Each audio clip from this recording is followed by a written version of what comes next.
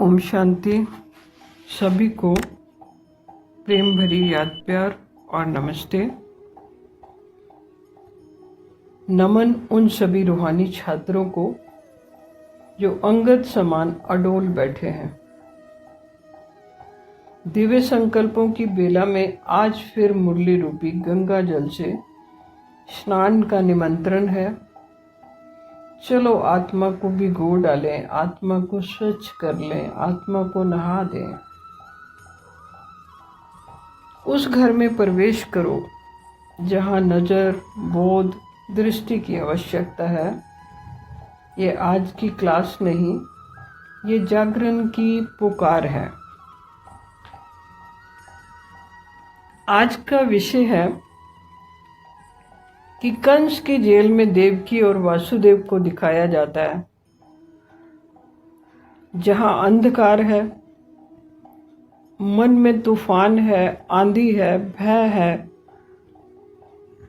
और उसी अंधकार में कृष्ण जन्म लेते हैं, कृष्ण अवतरित होते हैं।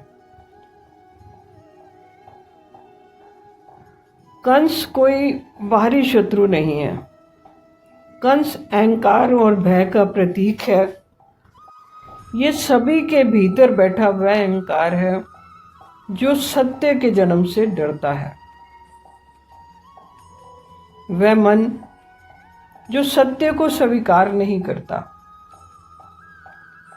इसलिए नहीं स्वीकार करता क्योंकि सांसारिक इच्छाओं में लिप्त है। उसे जैसे पता लगता है कि सांसारिक इच्छाएं, वासनाएं छोड़नी पड़ेंगी, तो वो सत्य को जल्दी स्वीकार नहीं करता।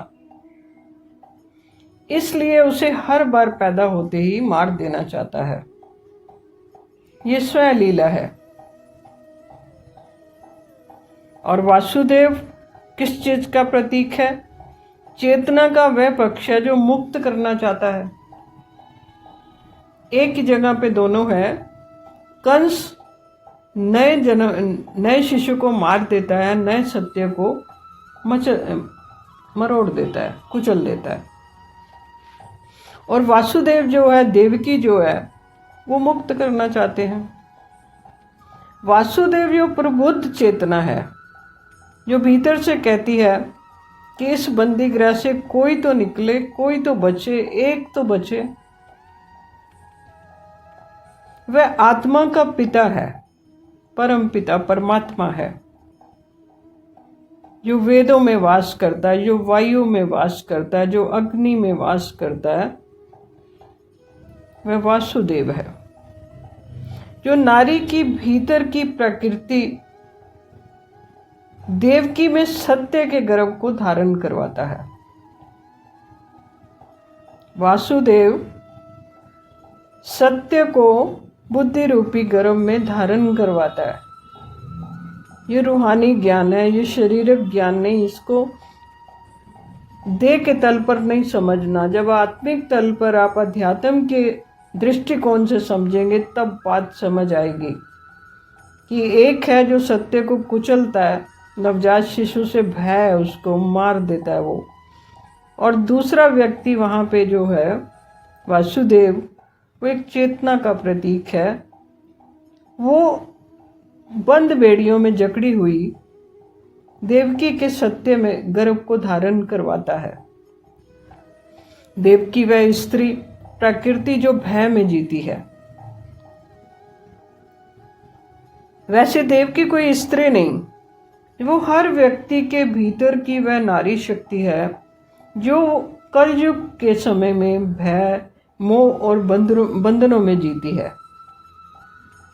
आत्मिक ज्ञान है ये। उसके गर्भ में कृष्ण का जन्म बताता है कि सत्य का जन्म मोह में फंसी प्रकृति से ही होता है। जब मोह में पूरी तरह से जी लेते हो, समझ आ जाती है, तो उससे छूटना चाहते हो। लेकिन जन्म के साथ ही उसे सुरक्षा भी चाहिए, पालना चाहिए। कृष्ण का जन्म भीतर आत्म ज्योति का उदय होना है। यह कोई भौतिक जन्म नहीं, ये आत्मिक जन्म है।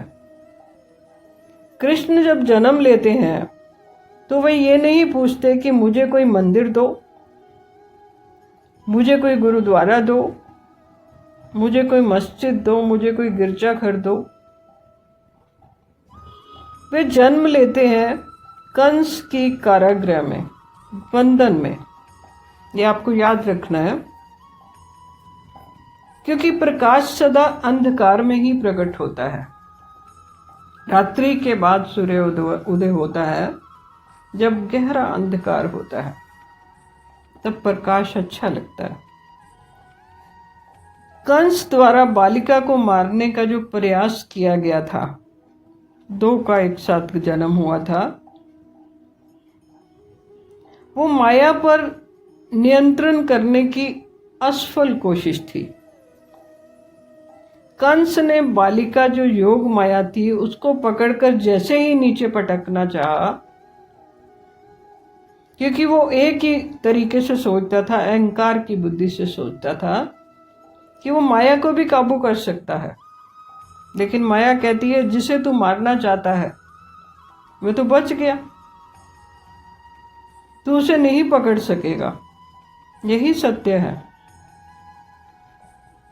अहंकार सत्य को छू भी नहीं सकता। ये आप सभी को याद रखना। ये जो सूक्ष्म अहंकार को आप अपने पेट में पालते रहते हो, अहंकार सत्य को छू भी नहीं सकता। न रावण छू पाया, न कंस छू पाया, और वासुदेव ने गायब कर दिया। और माया को काबू भी नहीं कर सकता। जब भीतर की नारी, जो आत्मा है नारी, प्रकृति, देव की, अपने सभी मोहों से थककर शांत हो जाती है और भीतर का पुरुष तत्व वासुदेव उसकी रक्षा करना चाहता है, हर बार रक्षा करना चाहता है, तब वहां कृष्ण का जन्म होता है। बहुत बार यहाँ पे बताया गया कि बाबा ने बोला है कि परम पुरुष एक ही है, आत्मा रूप में सभी नारियां हैं।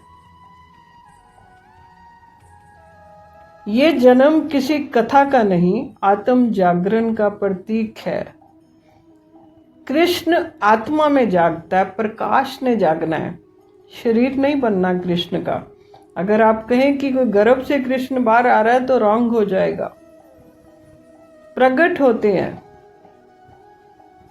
ये बालिका जो योग माया बच जाती है, ये बताती है कि माया सदा प्रभु के अधीन है, वो अहंकार के अधीन नहीं है।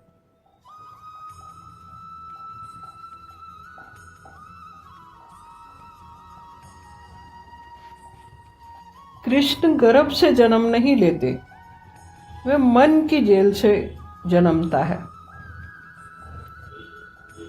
कंस हार गया, जबकि उसने देवकी को इतने तालों में रखा था, फिर भी उसकी हार हुई और वासुदेव जीत गया। कंस की जेल कोई भौतिक कारागार नहीं, यह वह भीतर का अंधकार है जिसमें हर जीव जन्मों से बंदी बना हुआ है। ये मन है जो डर, नियंत्रण, मोह और शक्ति की भूख से घिरा हुआ है। ये जेल हमारे भीतर हर दिन मौजूद है। बेड़ियों से बंधा हुआ मन, आत्मा जो है उसको 5-5 बेड़ियां पहनी हुई हैं उसने। जहां चेतना बंद है, जहां प्रेम कैद है, जहां सत्य दबा हुआ है, और वही उसी भीतर की रात में कृष्ण का जन्म होता है। जब व्यक्ति संसार की तरफ से थक जाता है, हार जाता है, आत्मा थक जाती है करते करते, तो वो दूसरा रास्ता चुनती है, सत्य की ओर मुड़ती है। ये भीतर की थकी हुई स्त्री शक्ति है। देव की वह है जो दुनिया के सारे बंधन झेल चुकी हो। अनुभवी आत्मा। अब वह रोती नहीं, वह मौन हो जाती है, और भीतर समर्पण है, शांति है, जो प्राप्ति नहीं ईश्वर को धारण करती है। कई जन्मों की पीड़ा, भय, अपमान अब उसे तोड़ते नहीं, बल्कि उसमें एक दिव्य गर्भ धारण की क्षमता को जगा देते हैं। ये है देवकी की दिव्यता। उसके गर्भ से अब कोई संसारिक पुत्र नहीं, ईश्वर स्वयं जन्म लेना चाहता है। अवस्था की बात हो रही है, चेतना की बात हो रही, जागृति की बात हो रही, आत्मिक ज्ञान है। भीतर को नई दिशा मिल जाती है, नई चेतना नहा धो के बाहर निकलती है। और वासुदेव पहले भी बताया, कोई पुरुष नहीं है, वह भीतर की सूक्ष्म शक्ति है जो कहती है तू बंदी है पर तेरे भीतर अब भी ईश्वर का बीज है। वासुदेव वह जनक जो समर्पण की भूमि को तैयार करते हैं। वह भीतर की मूक भाषा है जो डर के भीतर भी एक राह देख लेती है। चेतना जानती है सत्य केवल ले जाना नहीं होता, उसे समय, मौन और साहस के संग प्रवाहित करना होता है। कृष्ण का जन्म कहीं बाहर नहीं होता, वह उस क्षण जन्म लेते हैं जब अहंकार से थकी प्रकृति मौन हो जाती है, मन मौन हो जाता है। तो उसको नाम दे दिया गया देवकी, क्योंकि पढ़ाई थी ब्राह्मण से देवता बनने की, नर से नारायण बनने की, नारी से श्री लक्ष्मी बनने की। क्योंकि देव भूमि तैयार हो रही है, देवी देवताओं के रहने का स्थान बन रहा है, जिसे स्वर्ग कहा जाता है। भीतर एक सच्चा मार्गदर्शन उठता है जिसका नाम रख दिया गया वासुदेव, वेदों में वास करने वाला देवता। और सबसे गहरे अंधकार में भी एक अद्भुत मौन प्रकाशित होता है। वह एक स्थिति है जब आत्मा कहती है कि मैं भय से नहीं, अब सत्य से जीना चाहती हूं।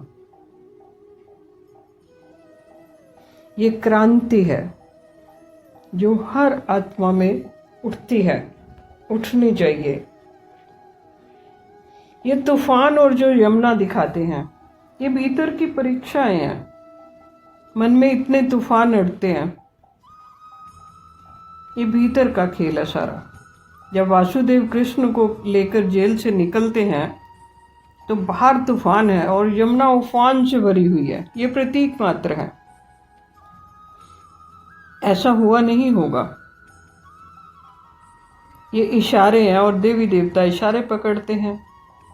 तूफान मन के भ्रम, विरोध, समाज का डर, यमुना भीतर की बहती हुई माया, भावनाएं, मोह।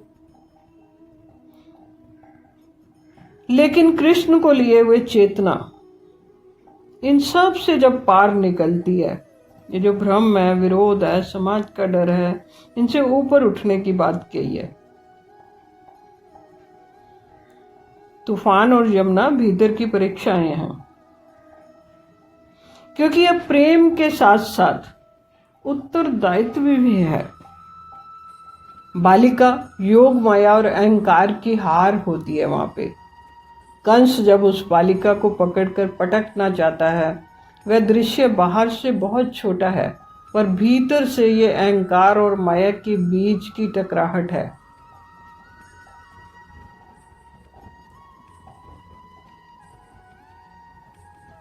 माया कहती है कि तू मुझे पकड़ नहीं सकता, मैं ईश्वर की शक्ति हूं।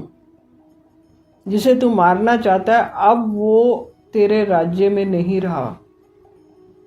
यह वह क्षण है जहां अंधकार हारता है, मगर उसे अपनी हार की खबर भी नहीं होती।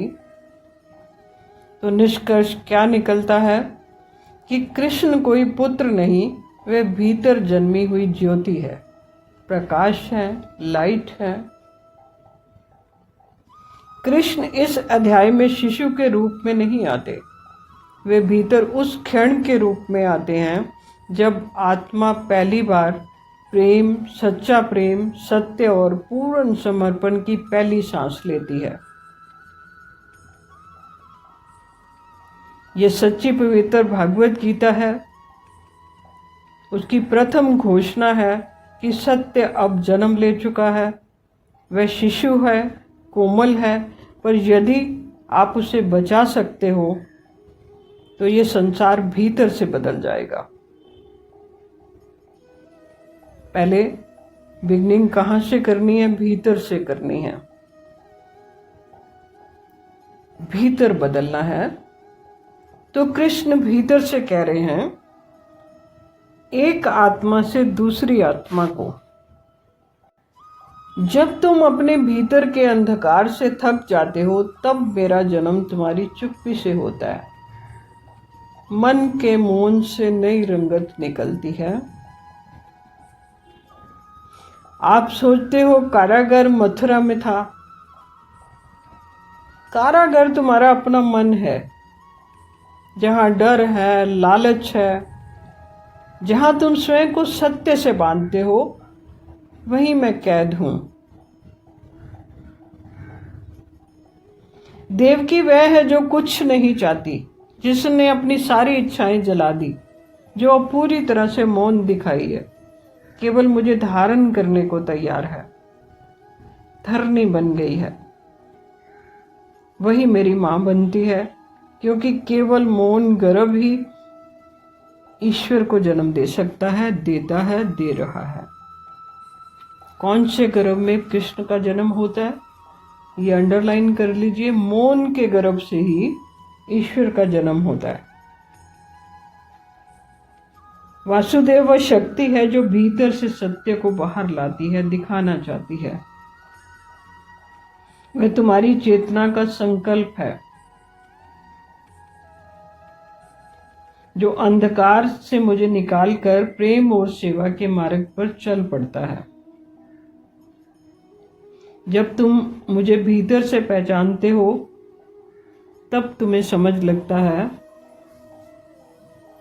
परमात्मिक ज्ञान है।